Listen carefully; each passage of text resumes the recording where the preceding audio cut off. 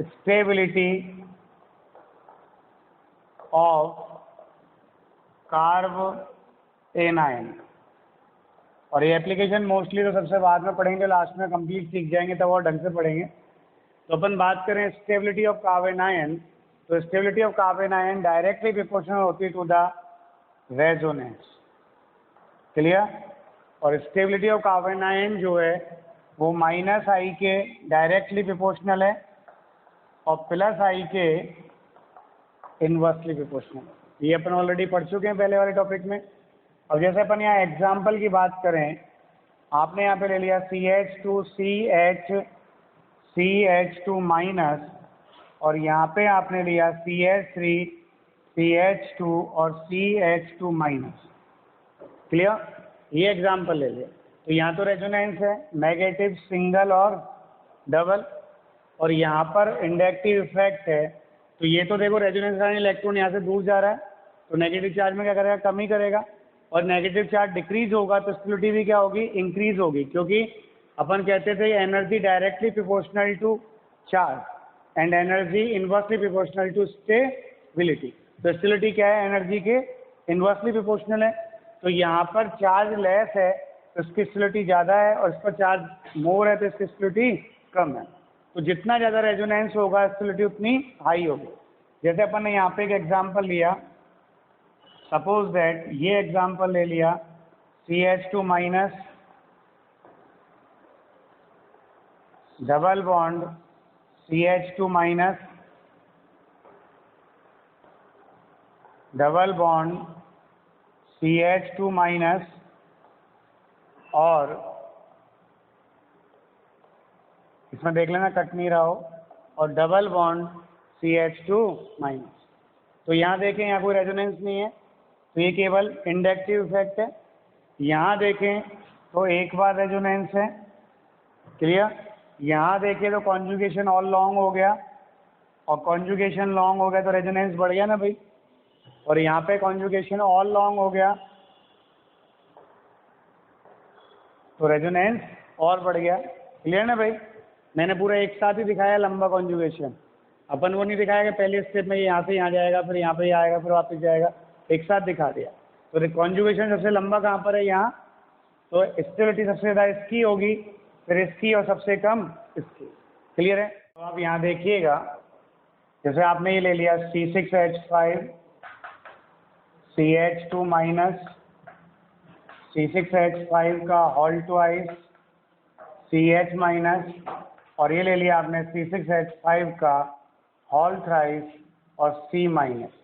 ये कार्बोकेटाइन ले लिए। तो यहाँ देखिएगा C6H5 का मीन क्या है, बेंजीन रिंग है, और यहाँ पे क्या आएगा CH2-। फिर यहाँ पे दो बेंजीन रिंग्स हैं आपके ऐसे, CH- और डबल डबल डबल, और यहाँ पर तीन बेंजीन रिंग्स हैं आपके, तो C-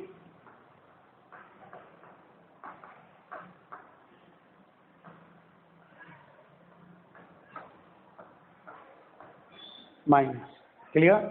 तो यहाँ देखो नेगेटिव, सिंगल, डबल, ये एक रिंग के साथ पूरा घूमेगा फिर आएगा, फिर ऐसे यहाँ पर ये इस रिंग के साथ भी घूमेगा, और ये इस रिंग के साथ भी घूमेगा। तो रेजोनेंस यहाँ ज़्यादा है, फिर यहाँ पे रेजोनेंस और ज़्यादा है, ये इसके साथ भी है, इसके साथ भी, इसके साथ भी है।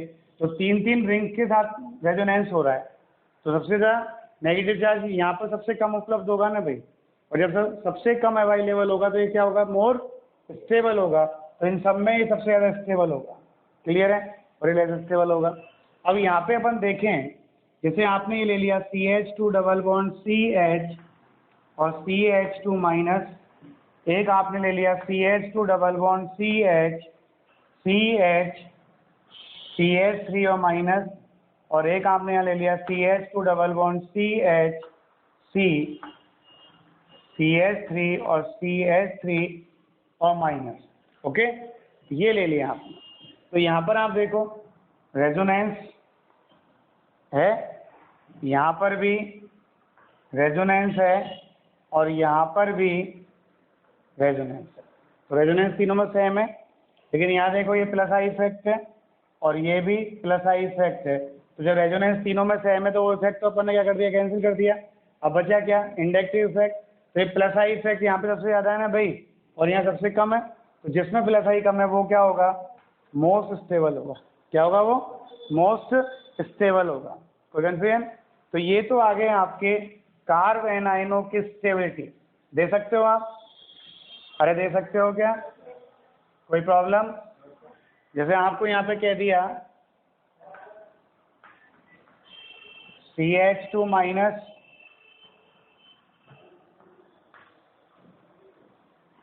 CH2 माइनस और CH2 माइनस, क्लियर? ये A है, ये B है और ये C है। तो स्टेबिलिटी सबसे ज़्यादा किसकी होगी, स्टेबिलिटी सबसे ज़्यादा किसकी होगी? देखो आप, यहाँ नेगेटिव सिंगल डबल रेजोनेंस है, ये यहाँ और ये यहाँ नेगेटिव सिंगल डबल, ठीक, और डबल के बाद फिर डबल सिंगल डबल भी तो आ रहा है। तो यहाँ तक रेजोनेंस है। यहाँ देखो नेगेटिव सिंगल सिंगल फिर डबल, रेजोनेंस नहीं है, तो केवल इंडक्टिव इफेक्ट है ना यहाँ पे। तो सबसे मोस्ट स्टेबल कौन होगा इन तीनों में से? बी, फिर कौन होगा? ए, और फिर कौन होगा? सी। क्लियर? आपने ऐसे यहाँ पे ले लिया, मान लो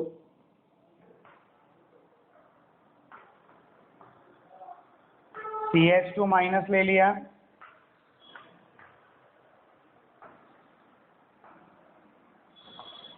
माइनस ले लिया,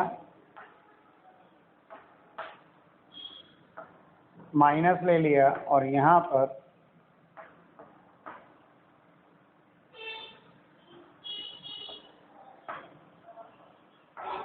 ये ले लिया। क्लियर? तो इन सब में ज़्यादा मोस्ट स्टेबल कौन होगा, ए, बी, सी या डी? डी मोस्ट स्टेबल होगा, क्यों? यहाँ पे क्या आ रहा है, रेजोनेंस आ रहा है। क्लियर? तो डी सबसे ज़्यादा स्टेबल हो गया। डी के बाद ए होगा, प्लस आई इफेक्ट है यहाँ पर वन साइड से, यहाँ टू साइड से है, और यहाँ पर थ्री साइड से है। तो सबसे ज़्यादा स्टेबल कौन होगा फिर? ए, और ए के बाद बी, और बी के बाद सी। क्लियर? ये है आपका रेजोनेंस और उस पर बेस्ड स्टेबिलिटी। क्लियर है? कोई दिक्कत? तो रेजोनेंस का तो अभी इतना यूज़ सीखना है अपन को, बाकी रेजोनेंस के आगे यूज़ आएंगे जब अपन पढ़ेंगे इनको। अपन लेते हैं नेक्स्ट टॉपिक, जिसका नाम है हाइपर कॉन्जुगेशन। क्लियर? इसकी डेफिनेशन में से ही IIT JEE 2008, 9 और 11, 13 और 15 में क्वेश्चन आया है, मतलब एडवांस वाले में। तो यहाँ पे अपन बात करें अगला, हाइपर कॉन्जुगेशन। तो ये ज़्यादा डिफिकल्ट टॉपिक नहीं है हाइपर कॉन्जुगेशन, एक सिंपल सा टॉपिक है। हाइपर कॉन्जुगेशन क्या होता है? Sigma and pi conjugation, sigma and pi conjugation is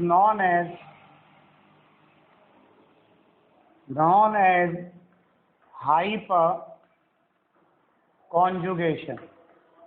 clear? एक तो ये डेफिनेशन थी इसकी, ये इंपॉर्टेंट डेफिनेशन है कि सिग्मा और पाई कॉन्जुगेशन जो होता है उसे हम क्या कहते हैं, हाइपर कॉन्जुगेशन कहते हैं। अब व्हाट इज द सिग्मा और पाई कॉन्जुगेशन? तो आप उसको देखिएगा, आपने जब पाई कॉन्जुगेशन पढ़ा था, केवल पाई कॉन्जुगेशन, इसका मतलब क्या है, दो पाई बॉन्ड्स के बिटवीन एक सिंगल बॉन्ड आएगा। अब अपन पढ़ रहे हैं सिग्मा एंड पाई कॉन्जुगेशन, इसका मतलब एक सिग्मा और एक पाई बॉन्ड के बीच में एक सिंगल बॉन्ड आएगा, तो ये कहलाता है सिग्मा पाई कॉन्जुगेशन, ये वाला। तो ये और ये पाई, ये सिग्मा है और ये क्या है, पाई है, और जब इन दोनों के बीच में एक सिंगल बॉन्ड आता है तो ये कहलाता है conjugation.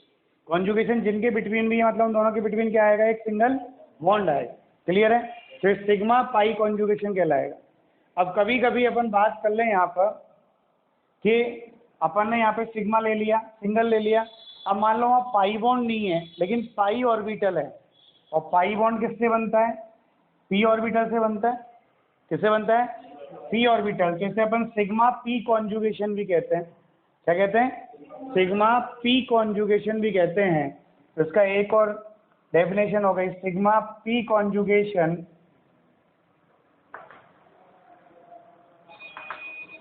Is also known as hyper conjugation. Clear है। फिर तीसरा क्या है, सिग्मा बॉन्ड एस ऑर्बिटल से बनता है मेनली, जैसे अपन बोलते हैं sp कॉन्जुगेशन भी कहते हैं। क्या कहते हैं भाई, sp कॉन्जुगेशन। तो अपन के ये दोनों कॉन्जुगेशन आएगा, इसे ही अपन कहते हैं हाइपर कॉन्जुगेशन। क्लियर। तो डेफिनेशन क्लियर है। क्या definition, sigma and pi conjugation, मतलब सिग्मा बॉन्ड और पाई बॉन्ड के बीच में क्या आएगा, एक सिंगल बॉन्ड आएगा, तो ये कहलाएगा सिग्मा पाई कॉन्जुगेशन। और एक सिग्मा और पी कॉन्जुगेशन, मतलब यहाँ पे सिग्मा बॉन्ड होगा, उसके साथ साथ पी ऑर्बिटल भी होंगे, तो ये कहलाएगा सिग्मा पी कॉन्जुगेशन। तो इसे भी हम कहते हैं हाइपर कॉन्जुगेशन। तो ये डेफिनेशन में से घुमा फिरा के 4-5 बार क्वेश्चन आ गया इसमें अब तक अपन ने जो टॉपिक पढ़ा आईआईटी के हिसाब से सबसे इंपॉर्टेंट टॉपिक ये है। क्लियर है। और नीट में तो काफी बार क्वेश्चन आते ही आते हैं, लेकिन जेई एडवांस में काफी बार क्वेश्चन पूछा गया है इसमें से, केवल डेफिनेशन में। अपन अब बात करें कि हाइपर कॉन्जुगेशन के लिए कंडीशंस क्या है। तो पहली कंडीशंस तो है sp2 हाइब्रिड कार्बन। अब sp2 hybrid carbon must be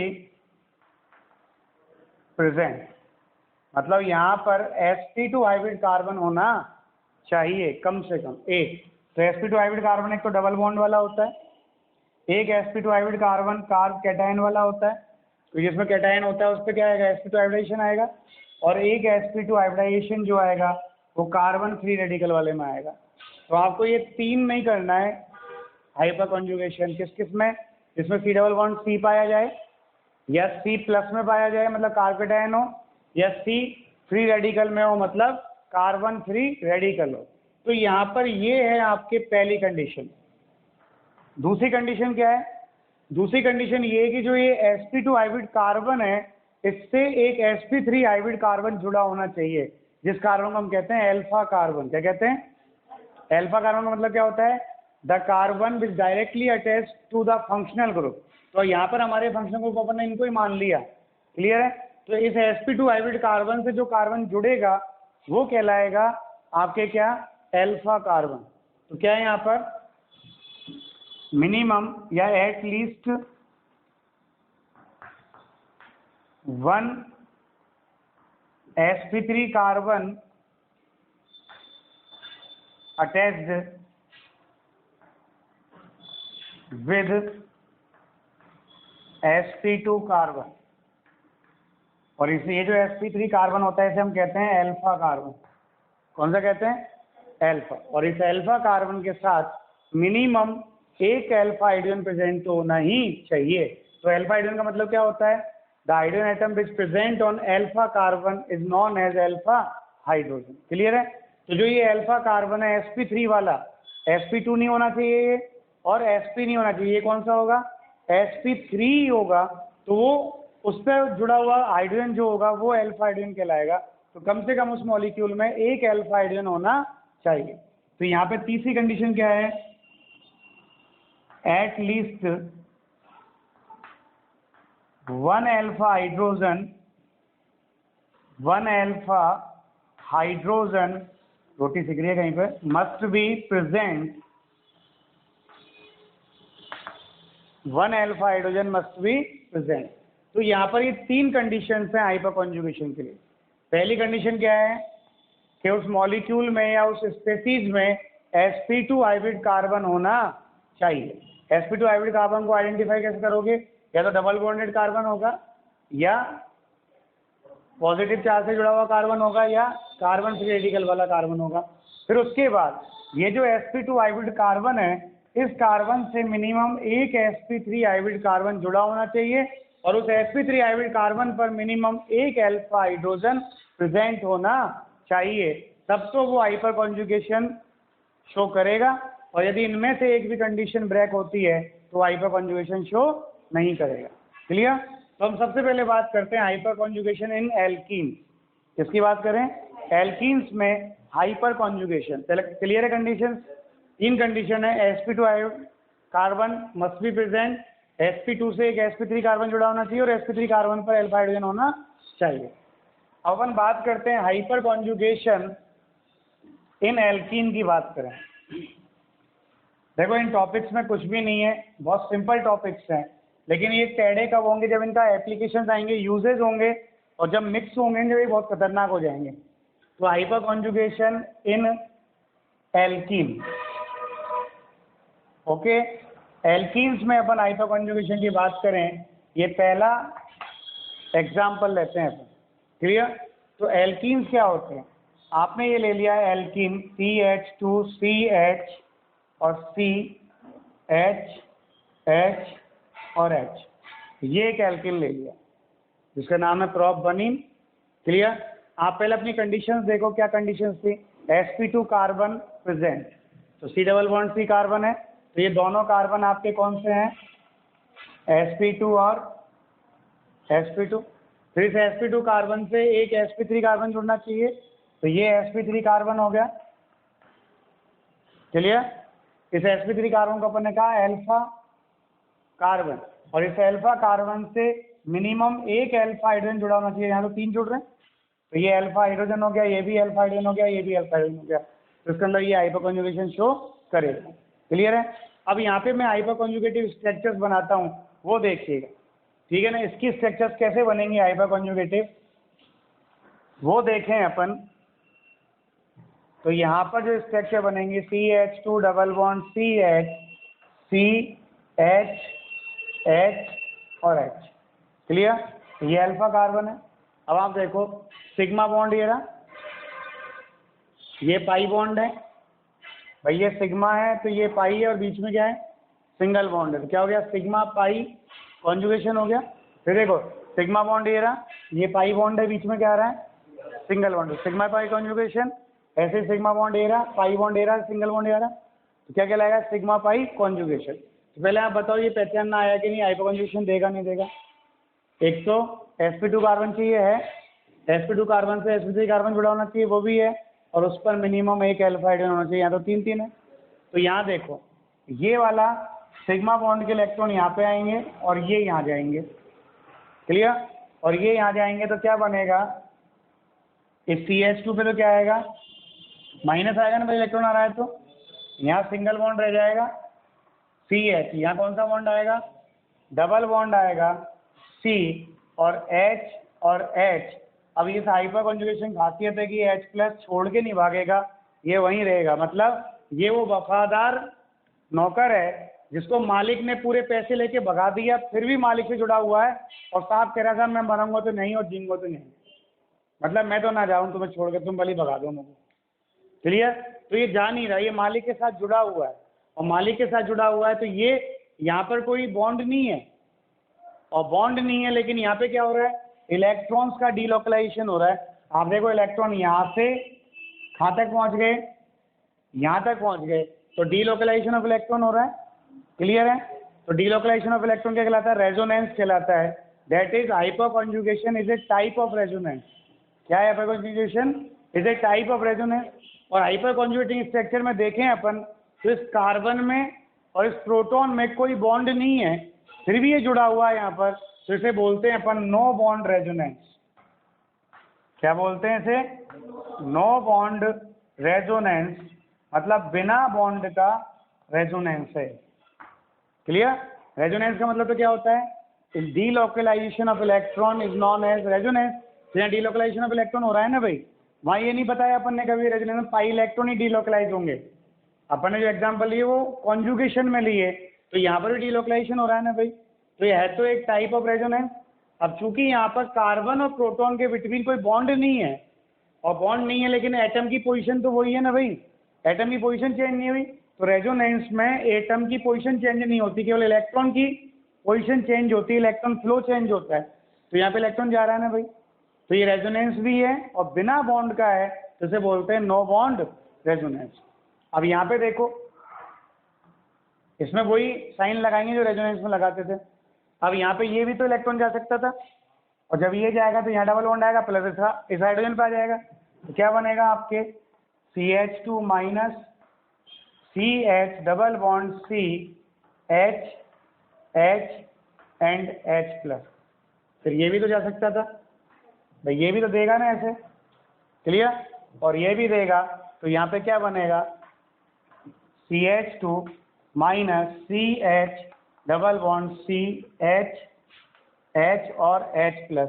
इसका मतलब क्या है, जितने ज़्यादा अल्फा हाइड्रोजन्स होंगे उतनी बार ही हाइपर कॉन्जुगेशन होगा, और जितना ज़्यादा हाइपर कॉन्जुगेशन होगा उसकी स्टेबिलिटी उतनी ज़्यादा होगी। क्लियर? तो पहले तो हाइपर कॉन्जुगेशन आया कि नहीं आया एल्कीन्स में? तो एल्कीन्स में हाइपर कॉन्जुगेशन हो गया। फिर आप क्या कहोगे, there is no bond is present between proton and carbon, so it is called no bond resonance. Clear? अब चूंकि यहाँ रेजोनेंस हो रहा है, रेजोनेंस का मतलब क्या है, डीलोकलाइजेशन ऑफ इलेक्ट्रॉन, मतलब डीलोकलाइजेशन ऑफ चार्ज। और जब यहाँ पर डीलोकलाइजेशन ऑफ चार्ज होगा, तो जब चार्ज का डीलोकलाइजेशन होता है तो क्या करता है, स्टेबिलिटी को इंक्रीज करता है। तो हाइपर कॉन्जुगेशन भी क्या करेगा, स्टेबिलिटी को इंक्रीज करेगा। और इस इफेक्ट को हम कहते हैं नाथन ब्रैकन इफेक्ट। क्या कहते हैं? नाथन ब्रैकन इफेक्ट भी कहते हैं। तो इस हाइपर कॉन्जुगेशन का एक नाम और है नाथन ब्रैकन इफेक्ट। क्लियर? तो इसको नो बॉन्ड रेजोनेंस क्यों कहा, समझ में आ गया? रेजोनेंस क्यों कहा, जब डीलोकलाइजेशन हो रहा है। अब यहाँ पे अपन बात करें तो स्टेबिलिटी की बात करें, तो स्टेबिलिटी क्या होगी, हाइपर कॉन्जुगेशन के डायरेक्टली प्रोपोर्शनल होगी, because in hyper conjugation delocalisation of electron occurs, stability increases. इसका मतलब क्या है, stability of alkenes is directly proportional होगी to the hyper conjugating structure, hyper conjugating structure। Clear?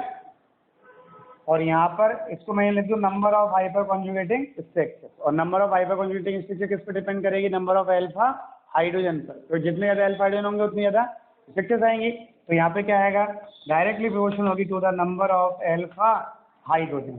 तो अब आपको ये देखना ही नहीं हाइपर कॉन्जुगेशन होगा या नहीं होगा, बस माइंड में सेट कर लो, stability of alkenes is directly proportional to the number of alpha hydrogen. Clear? और अगर आपसे कोई पूछता है कि number of hyper conjugating structures कितनी होंगी, तो ये होती है equals to number of alpha hydrogen. अब ये मेन स्ट्रक्चर है, तो क्वेश्चन जब पढ़ें तो देखो हाइपर कॉन्जुगेटिंग स्ट्रक्चर तो ये 3 ही हुई, लेकिन कभी कभी वो क्या कहता है, विद इंक्लूडिंग मेन स्ट्रक्चर। तो मेन स्ट्रक्चर को इंक्लूड कर दोगे तो +1 हो जाएगा, और मेन स्ट्रक्चर को इंक्लूड नहीं करोगे तो केवल नंबर ऑफ अल्फा हाइड्रोजन हो जाएगा। जब वो कुछ नहीं कहता तो आपको मेन स्ट्रक्चर को इंक्लूड करना है, और जब वो कह दे without including the main structure, मतलब इस वाली को, तब आपको इंक्लूड नहीं करना है। जब वो कहे तभी नहीं करना है, अगर नहीं कहता है तो आपको ऑलवेज इंक्लूड करना है। तो पहले बताओ ये आया कि नहीं आया? क्लियर है? इसका मतलब स्टेबिलिटी ऑफ एल्कीन्स जो है वो हाइपर कॉन्जुगेटिंग स्ट्रक्चर्स के डायरेक्टली प्रोपोर्शनल है, और जो कि किसके प्रोपोर्शनल है, नंबर ऑफ अल्फा हाइड्रोजन के हैं। तो मैं डायरेक्टली कह सकता हूं कि on increasing the number of alpha hydrogen atoms in alkenes stability also increase. Clear? अब अपन देखें इस बेसिस पर एक वो देखें ऑर्डर कि सर इनका ऑर्डर क्या होगा, कौन मोर स्टेबल होगा, कौन लेस स्टेबल होगा।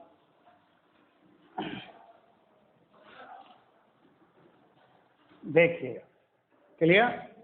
आपने ऐसे यहाँ पे ले लिया CH2 double bond CH2, clear?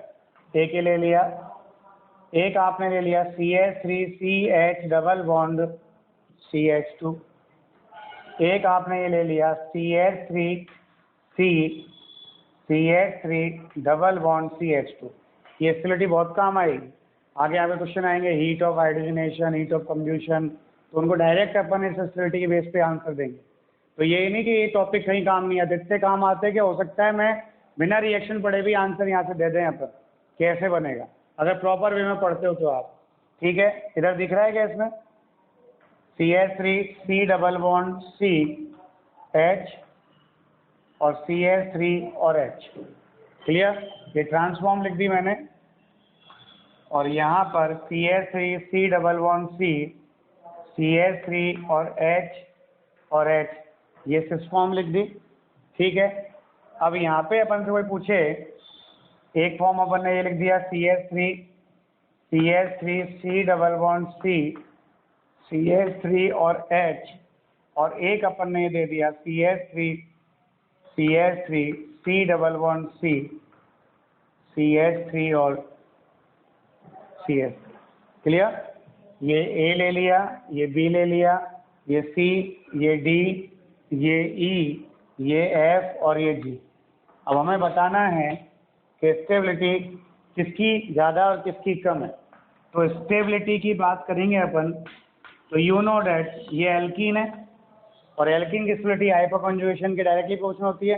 अगर यहाँ रेजोनेंस होता तो ध्यान रखना, अगर दोनों फैक्टर लग रहे हैं, रेजोनेंस लग रहा है और एक हाइपर कॉन्जुगेशन लग रहा है, तो ऑलवेज कॉन्जुगेशन लग रहा है तो always remember that resonance more stability देगा देन हाइपर कॉन्जुगेशन। चाहे वहाँ पर रेजोनेटिंग स्ट्रक्चर की नंबर 2 ही है और हाइपर कॉन्जुगेटिव स्ट्रक्चर की नंबर 50 है तो भी कोई फर्क नहीं पड़ता। रेजोनेंस मोर इफेक्टिव है देन हाइपर कॉन्जुगेशन। क्लियर? तो किसी एल्कीन में यदि रेजोनेंस हो रहा है तो उसको सबसे पहले उठा के रख दो, वो तो मोस्ट स्टेबल होगा। क्लियर है? उसके बाद जहाँ पर रेजोनेंस सेम है फिर अपन को क्या करना है, नंबर ऑफ एल्फा हाइड्रोजन। तो बताएंगे इसमें कितने एल्फा हाइड्रोजन है। भाई दोनों sp2 कार्बन है, कोई sp3 कार्बन जुड़ नहीं रहा तो कितने एल्फा हाइड्रोजन है, 0 एल्फा हाइड्रोजन है। यहाँ कितने एल्फा हाइड्रोजन है, ओनली 3 एल्फा हाइड्रोजन। भाई यही तो एल्फा कार्बन है। यहाँ पर ये अल्फा है और ये अल्फा है, कितने का हाइड्रोजन हो गए, 6 अल्फा हाइड्रोजन हो गए। यहाँ पर ये अल्फा है और ये अल्फा, ये हाइड्रोजन अल्फा है क्या, नहीं है, क्योंकि इससे जुड़ रहे हैं डबल बॉन्डेड कार्बन जुड़ रहे हैं, तो ये अल्फा नहीं है, अल्फा केवल ये है। कितने अल्फा हो गए, 6 अल्फा हाइड्रोजन हो गए। यहाँ पर ये भी अल्फा है और ये भी अल्फा है। क्लियर? तो ये हाइड्रोजन क्या है, अल्फा है क्या, नहीं है। तो यहाँ पर भी कितने हो गए, 6 अल्फा हाइड्रोजन। यहाँ देखो अल्फा अल्फा अल्फा, कितने अल्फा हाइड्रोजन हो गए, 9 अल्फा और एक अल्फा ये रहा, एक अल्फा ये रहा, एक अल्फा ये रहा, कार्बन 4 अल्फा कार्बन है, तो ये कितने हो गए, 12 अल्फा हाइड्रोजन। तो सबसे ज़्यादा अल्फा हाइड्रोजन किसमें है, जी वाले में। तो स्टेबिलिटी सबसे ज़्यादा किसकी होगी, जी की, फिर किसकी होगी, एफ की। अब बात आती है आपके ई, डी और सी, इन तीनों में 6 अल्फा हाइड्रोजन है। क्लियर? तो यहाँ देखो डी और ई में तो अल्फा हाइड्रोजन की डायरेक्शन है वो दोनों में अपोजिट आ रही है ना भाई, इसमें भी अपोजिट आ रही है और यहाँ पर एक ही साइड से आ रही है।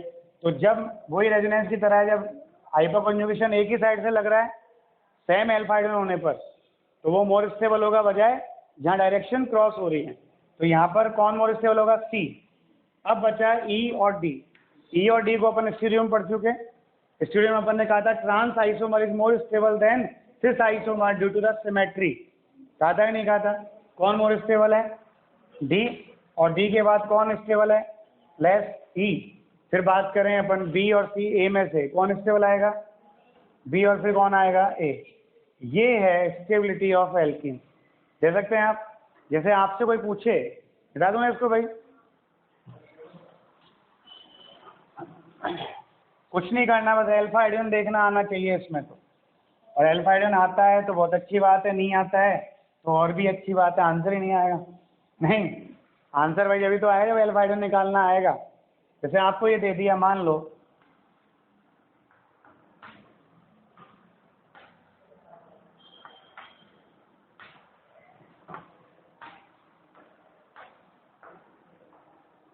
ये 3 स्ट्रक्चर देते हैं।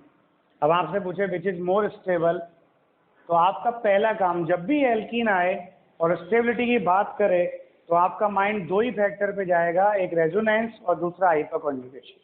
रेजोनेंस तो बात जब आएगी जब यहाँ पर एक और डबल बॉन्ड होता तब रेजोनेंस होता है, एक ही डबल बॉन्ड में रेजोनेंस है ही नहीं सिंगल वाले में। अब यहाँ पे मुझे अल्फा गिनना है, तो अल्फा कैसे गिनेंगे, जहाँ तक आपका डबल बॉन्ड चल रहा है ना उसको ब्लॉक कर दो और डबल बॉन्ड से देखो कौन सा कार्बन जुड़ रहा है, जो कार्बन जुड़ रहा है वो अल्फा ही है। तो इस कार्बन पर कितने हाइड्रोजन है, 2, और इस पर कितने हैं, 2, कितने अल्फा हाइड्रोजन हो गए, 4 अल्फा हाइड्रोजन हो गए। यहाँ देखो इस कार्बन, दोनों कार्बन से एक तो ये जुड़ रहा है और एक ये जुड़ रहा है, यहाँ कितने अल्फा हाइड्रोजन है, 2, और यहाँ कितना है, ओनली 1, तो कितने अल्फा हाइड्रोजन हो गए, 3 अल्फा हाइड्रोजन हो गए। यहाँ पर देखो इन दोनों से क्या जुड़ रहा है, ये और ये, तो एक अल्फा यहाँ पर है और एक अल्फा यहाँ पर है, कितने अल्फा हाइड्रोजन हो गए, 2 अल्फा हाइड्रोजन हो गए। तो कहाँ पर नंबर ऑफ अल्फा हाइड्रोजन ज़्यादा है, फर्स्ट वाले में, तो ये मोर स्टेबल होगा और लास्ट वाला लेस स्टेबल होगा। क्लियर? और एग्जांपल देखें अपन, क्लियर ना भाई। डायरेक्ट एल्फा हाइड्रोजन गिनने हैं आपको, कुछ नहीं करना। जैसे मान लो आपको ये दे दिया,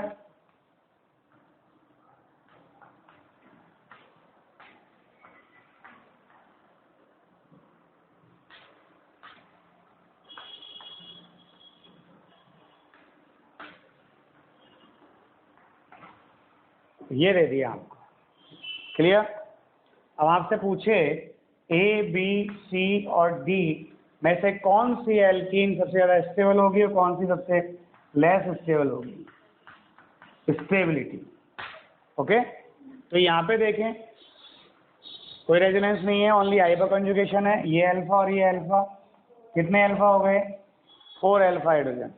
यहाँ देखें डबल बॉन्डेड से तो ये जुड़ रहा है, एक अल्फा ये रहा, एक अल्फा ये जुड़ रहा है और एक अल्फा इधर जुड़ रहा है। आप देख लो पहले अल्फा देखना आया कि नहीं आया, क्लियर। कितने अल्फा हो गए, 2 ये रहे, 2 ये रहे और 3 ये रहे, कितने हो गए, 7 अल्फा हाइड्रोजन हो गए। यहाँ देखें अपन इसका इन दोनों डबल बॉन्ड से, तो भाई आपको जब भी देखना हो ना, आपको जो डबल बॉन्ड वाला बॉन्ड है ना, उसको ऐसे लाल पेन से ऐसे कर लो, हो ही नहीं रहा है तो इसको लाल पेन से फेर दो ताकि आपको दिखे भाई मुझे लाल से जो जुड़ रहा है वो अल्फा है। भाई जो जो डबल बॉन्डेड कार्बन है ना पूरे कॉन्जुगेशन पे डबल क्या कर लो, ये डार्क कर लो। अब इस डार्क से कौन दिख रहा है, एक तो ये जुड़ रहा है, एक ये जुड़ रहा है, एक ये जुड़ रहा है और एक ये जुड़ रहा है। कितने अल्फा हैं, 3 भाई CH3 है ना ये, 3 2 और 2 कितने हो गए, 10 अल्फा हाइड्रोजन। अब यहाँ पे कॉन्जुगेशन कहाँ तक है, जहाँ तक कॉन्जुगेशन है वहाँ तक क्या करेंगे अपन, यहाँ तक है ना भाई डबल बॉन्ड, और डबल बॉन्ड यहाँ तक है तो इससे जुड़ा हुआ कार्बन ये रहा और एक ये रहा। कितने अल्फा है इसमें, 4 अल्फा। अब यहाँ पे 4 अल्फा हाइड्रोजन है, साथ में यहाँ पर रेजोनेंस भी है।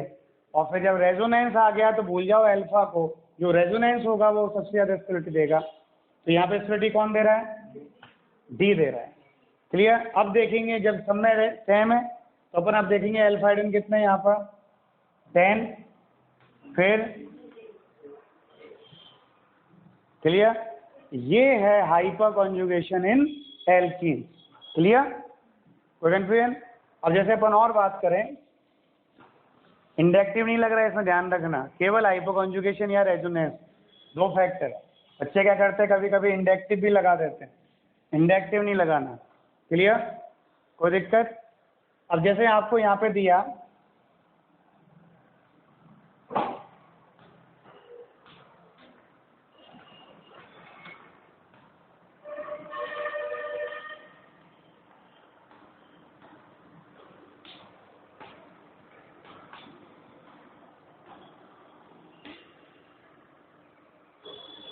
ठीक, ये बना दिए, ये 4 कोई भी स्ट्रक्चर दे सकता है, वो जो भी हो।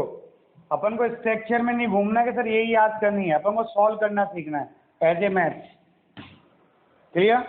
तो आप सबसे पहले कॉन्जुगेशन देखो, ये कॉन्जुगेशन है आपका, यहाँ तक डबल बॉन्ड है, इससे क्या जुड़ रहा है, ये और ये अल्फा। ऐसे ही यहाँ पर देखा, ये कॉन्जुगेशन है आपका, इससे एक अल्फा ये रहा और एक अल्फा ये रहा। ऐसे ही आपने यहाँ पे देखा, ये कॉन्जुगेशन है आपका, तो इससे एक अल्फा ये रहा, एक अल्फा ये रहा और एक अल्फा ये रहा।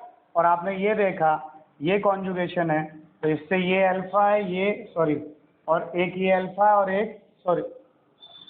दोबारा देखो आप, इस डबल बॉन्ड से इस वाले पॉइंट से एक तो ये जुड़ रहा है और एक ये जुड़ रहा है, और इस वाले पॉइंट से एक यही तो जुड़ रहा है, तो ये अल्फा है। तो यहाँ अल्फा देखो कितने हैं, 2 और 2, क्लियर। यहाँ अल्फा कितने हैं, 1 और 2। यहाँ अल्फा कितने हैं, 3 4 5 और 2 7। और यहाँ पे कितने हैं, 1 और 2 3 और 3 6 अल्फा हाइड्रोजन। अब यहाँ पे देखो रेजोनेंस सब में सेम है, इक्वल कॉन्जुगेशन है, और इक्वल कॉन्जुगेशन है तो सबसे ज़्यादा स्टेबल कौन होगा, जिसमें सबसे ज़्यादा अल्फा होंगे। तो यहाँ जो स्टेबिलिटी आएगी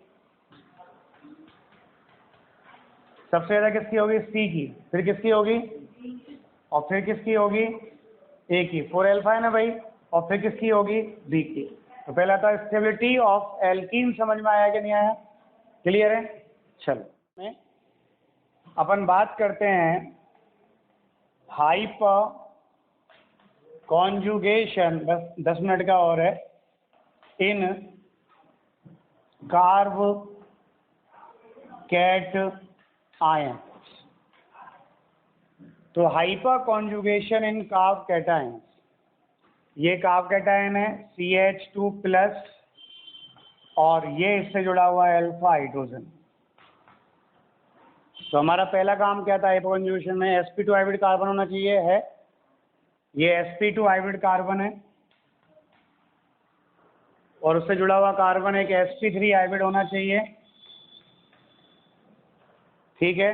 और इस sp3 कार्बन पे कम से कम एक हाइड्रोजन होना चाहिए, यहाँ 3 है, तो हाइपर कॉन्जुगेशन शो करेगा। अब यहाँ पे सिग्मा तो दिख रहा है लेकिन यहाँ पाई नहीं दिख रहा। अरे भाई डेफिनेशन सिग्मा पाई कॉन्जुगेशन है ना भाई, तो सिग्मा तो दिख रहा है मेरे को, ये रहा सिग्मा बॉन्ड, तो 3 दिख रहे हैं, एक सिग्मा ये रहा, एक सिग्मा ये रहा, एक सिग्मा ये रहा, ये कॉन्जुगेशन वाला सिंगल बॉन्ड रहा बीच में। अब यहाँ पाई नहीं है तो यहाँ पे कौन सा p ऑर्बिटल है, कौन सा है p। तो ये आप जानते हैं जो sp2 हाइब्रिड कार्बन होगा, तो sp2 हाइब्रिड का मतलब क्या है C प्लस, तो C6 होता है, 6 का मतलब 1s2 हो गया और ये 2s2 हो गया, पहले कार्बन ले लेते हैं अपन, और ये 2p2 हो गया। क्लियर। कार्बन जब भी हाइब्रिडेशन करता है एक्साइटेशन स्टेट में ही होता है, वो फर्स्ट एक्साइटेशन में ही होगा हमेशा, ये कभी भी ग्राउंड स्टेट में हाइब्रिडेशन नहीं करता। इसको एक्साइटेड स्टेट में कराइए, यहाँ से यहाँ चला गया, हो गया भाई। अब हमारे पास क्या है, कार्ब कैटायन है, प्लस है, तो C प्लस कब बनेगा, जब वो एक इलेक्ट्रॉन डोनेट करेगा, ये एक इलेक्ट्रॉन निकाल दिया इसने, तो ये p ऑर्बिटल बैकेंड रह गया ना भाई। और जब ये कार्बन sp2 हाइब्रिडेशन करेगा तो इस कार्बन के पास एक प्योर p रहेगा, वो भी बैकेंड, क्या रहेगा, प्योर p रहेगा, वो भी बैकेंड। तो यहाँ पर जो ये कार्ब कैटायन है, पॉजिटिवली चार्ज कार्बन है, इस पर एक प्योर p ऑर्बिटल प्रेजेंट है, क्या प्रेजेंट है, एक प्योर p ऑर्बिटल प्रेजेंट है। क्लियर। तो ये है आपका प्योर p। तो यहाँ कॉन्जुगेशन कौन सा हो गया, सिग्मा p कॉन्जुगेशन। भाई सिग्मा और p ऑर्बिटल के बिटवीन क्या आ रहा है, सिंगल बॉन्ड आ रहा है, so it is known as sigma p conjugation. तो यहाँ जो फॉर्म होगी कॉन्जुगेशन की वो सिग्मा p कॉन्जुगेशन होगा। तो ये यहाँ पे जो हाइपर कॉन्जुगेशन का टाइप है वो ये वाला है। क्लियर है, समझ में आया p कैसे कॉन्जुगेशन में आया इसके। अब p पूरा बैक एंड है तो पूरे 2 इलेक्ट्रॉन लेगा, अब फ्री रेडिकल में p में 1 इलेक्ट्रॉन आएगा और नंबर में तो एक इलेक्ट्रॉन लेगा, तो यहाँ तो बैक एंड है ना भाई, तो ये पूरा इलेक्ट्रॉन लेगा। अब कैसे लेगा वो देखिएगा, अब हाइपर कॉन्जुगेशन कैसे होता है वो देखिएगा।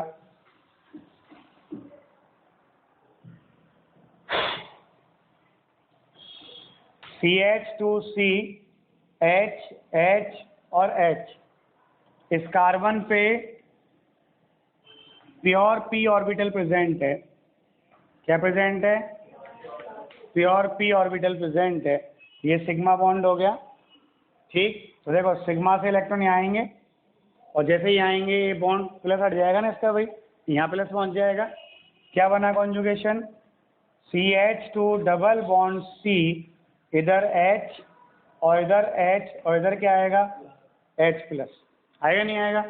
ऐसे ही एक बार ये जा सकता था और ये जा सकता था, तो क्या बन सकता था, CH2 डबल बॉन्ड C, ये H और यहाँ पे क्या आ जाएगा H प्लस और H, ऐसी एक बार ये भी तो जा सकता था और जा सकता था, तो क्या बनता, CH2 double bond C H H और H प्लस। क्लियर। तो यहाँ देखो डीलोकलाइजेशन ऑफ इलेक्ट्रॉन हुआ, लेकिन क्या एटम यहाँ से रिमूव हुआ, एटम ने अपनी पोजीशन चेंज करी, वहीं की वहीं चिपका हुआ है। इसे कहते हैं वफादार व्यक्ति के घर वालों ने भगा दिया फिर भी घर के बाहर खड़ा हुआ है, साला कोई आके तो देख, मैं यहीं बैठा हूँ, मत दो तुम रोटी नहीं देना तो। क्लियर है। अब जब सामने वाला व्यक्ति को मारने आएगा तो इसको देख के भगलेगा कि साला भिखारी तो नहीं बैठा है। क्लियर है।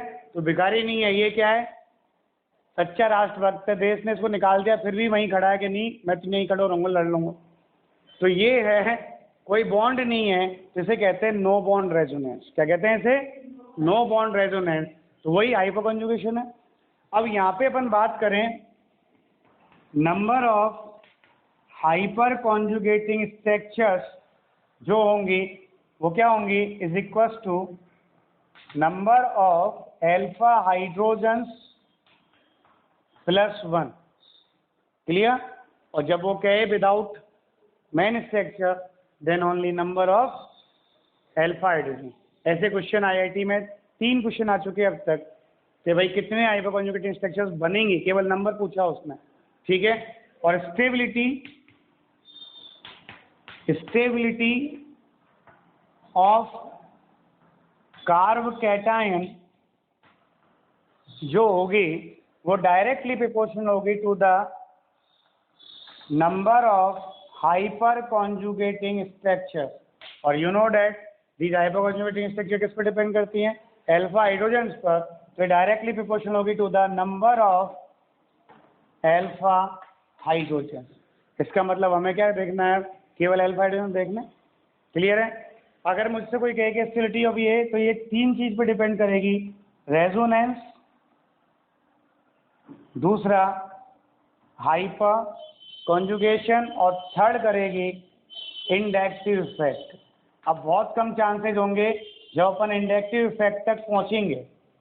क्या कहा मैंने? बहुत कम चांसेज होंगे जब अपन इंडक्टिव तक पहुंचेंगे। क्या तो क्वेश्चन यहीं सॉल्व हो जाएगा, यहाँ नहीं हुआ तो फिर यहाँ सॉल्व होगा। क्लियर? देखें अपन कैसे बताते हैं। अब ये क्लियर है यहाँ तक? अपन स्टेबिलिटी के 2-4 एग्जाम्पल लेते हैं जिससे कि आपके इंडक्टिव इफेक्ट में और हाइपर कॉन्जुगेशन में लड़ाई देखना। इंडक्टिव इफेक्ट का आंसर ये होना चाहिए और आंसर कुछ और ही आएगा। क्या आएगा? इंडक्टिव इफेक्ट का आंसर कुछ और ही आएगा। तो 2 तरह के हो गए। इंडक्टिव इफेक्ट तो उस बाबा की तरह है जो गांव के मंदिर में रहता है। क्लियर?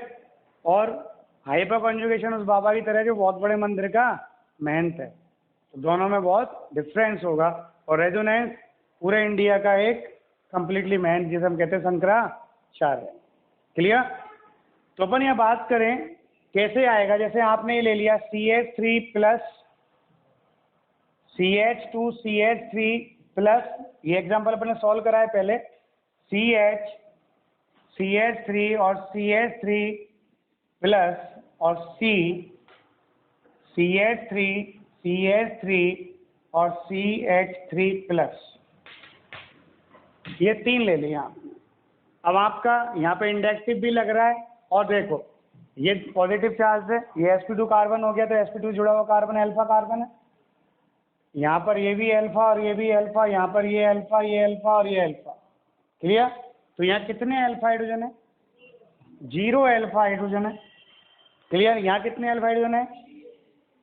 3 अल्फा हाइड्रोजन है। और यहाँ पर 9 अल्फा हाइड्रोजन है। तो कौन मोस्ट स्टेबल होगा? 9 वाला, उससे कम 6 वाला और सबसे कम 0 वाला। क्लियर? अब ये तो वो आंसर है जब आपका इंडक्टिव और हाइपर कॉन्जुगेशन दोनों में सेम आया। क्लियर है? अब मान लो मैं ये एग्जांपल देता CH2 प्लस और CH3, CH2 प्लस और CH2CH3 और CH2 प्लस CH3 और CH3 और CH2 प्लस CH3 और CH3। तो यदि मैं इंडक्टिव की बात करूं तो सबसे स्ट्रॉन्ग प्लस आई इफेक्ट यहाँ पर है और सबसे वीक यहाँ पर है। तो स्टेबिलिटी इंडक्टिव के अकॉर्डिंग सबसे ज़्यादा इसकी होनी चाहिए थी और सबसे कम इसकी होनी चाहिए थी।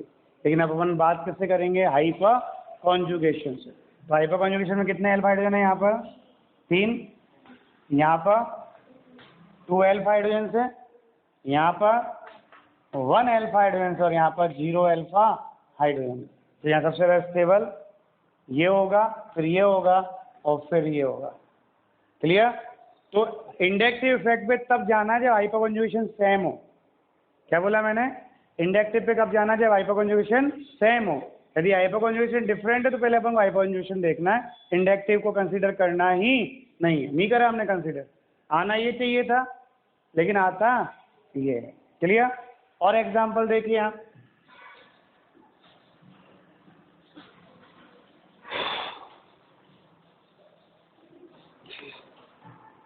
क्लियर? देखो यहाँ पे एग्जाम्पल, प्लस, फिर यहाँ पर देखो प्लस,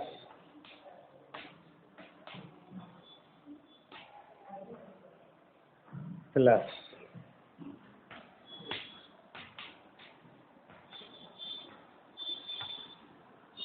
प्लस, ये देखें है ना, ये 4 एग्जाम्पल ले लिए। अब आपसे बात करें तो देखो, अब आप माइंड में सेट कर लो कि मुझे एक आर्गेटाइन की स्टेबिलिटी रेजोनेंस और हाइपोकॉन्जुगेशन के बेस पे देनी है। रेजोनेंस नहीं है तो हाइपोकॉन्जुगेशन लगाना है, और वो भी नहीं है तो इंडक्टिव लगाना है। तो सिंपल वाले का आर्गेटाइन है तो इंडक्टिव पे कोई क्वेश्चन पहुंचेगा ही नहीं, सारे के सारे आंसर हाइपोकॉन्जुगेशन सॉल्व होंगे। तो यहाँ देखो ये पॉजिटिवली चार्ज कार्बन था, तो ये अल्फा, ये अल्फा, ये अल्फा, इससे ये अल्फा, ये अल्फा, ये अल्फा, इससे ये अल्फा, ये अल्फा, ये अल्फा, और इससे ये अल्फा, ये अल्फा और ये अल्फा। तो यहाँ कितने अल्फा एडिशन हो गए? 3, 5, 7। यहाँ पर 2, 4 और 2, यहाँ पर 2, 4 और 1, और यहाँ पर 1, 3 और 1, 4। क्लियर? तो स्टेबिलिटी सबसे ज़्यादा किसकी होगी? फिर और फिर, तो बोलो स्टेबिलिटी ऑफ कार्बोकेटाइन आया कि नहीं आया? बाकी हाइपोकॉन्जुगेशन अपन कल पढ़ेंगे। ठीक है, धन्यवाद।